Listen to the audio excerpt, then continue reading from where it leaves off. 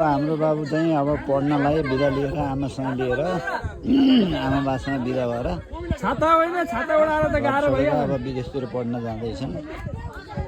ढोक गरिरहेका छन् त्यहाँ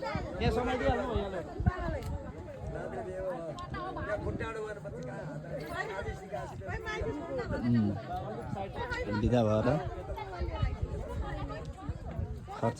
पुस्तक सबै गरेर हिँडिरहेका छन्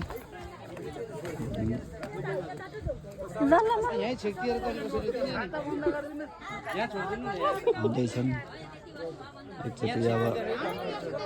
सबै गुरुवरहरूलाई चाहिँ दर्शन गर्दैछन् अब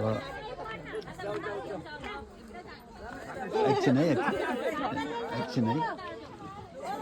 आइसक्नु भयो अब बिदाई लिएर जाँदै हुनुहुन्छ यस्तो दौडिनुहुन्छ अब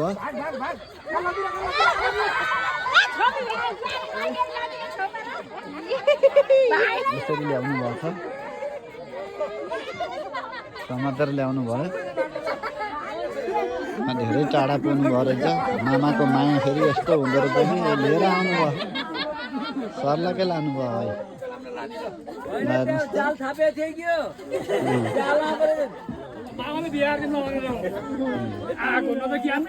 सर्लकै आइसक्यो अब बढिकन आइसक्यो अब